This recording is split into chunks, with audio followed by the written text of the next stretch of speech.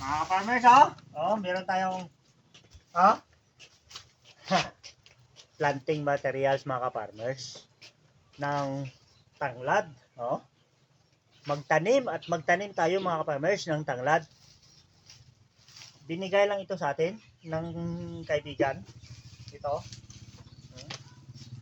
Binigay lang to.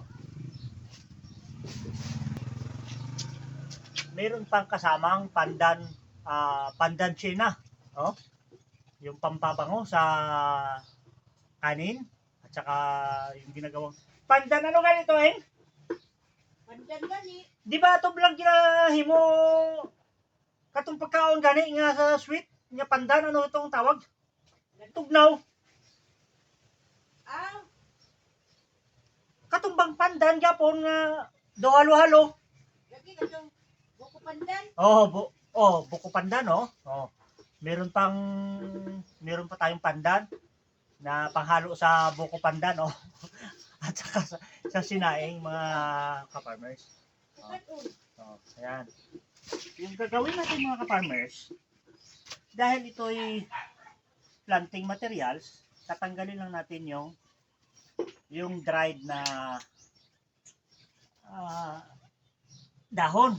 Ayan. Ito iiwan natin. Isa-isahin lang natin ang tataba. Tuloy lang natin yan. Oh. Oh. Kasi mga kaparmers, yung demand ng tanglad sa merkado talagang mataas. Kaya yan ang paramihin natin. Meron naman tayong tanim na doon na tanglad. Meron na. Kaso lang, kulang pa rin. Kulang pa rin mga farmers. Ito, tanggalin lang natin. Tanglad farming na lang. Sabihin na natin tanglad farming. Tanggalin lang natin. Pero tutubo pa rin ito. Pero wag na natin ito kasi matanda na to. Ito na lang yung iwan natin.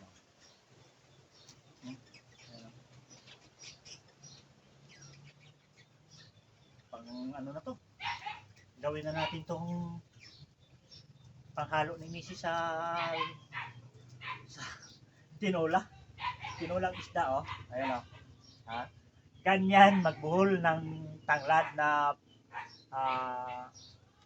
pangbenta or panghalo sa mga nilaga o niluluto natin ganyan no.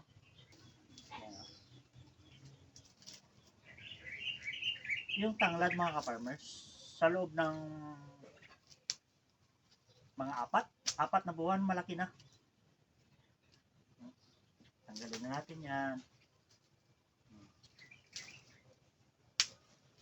At magpapasalamat tayo kasi binigay lang ito ha.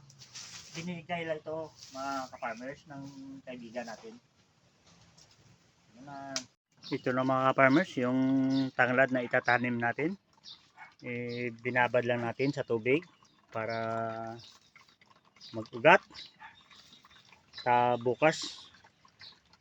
Bukas ng umaga at itatanim na natin ito. Maraming salamat mga ka-farmers sa panonood.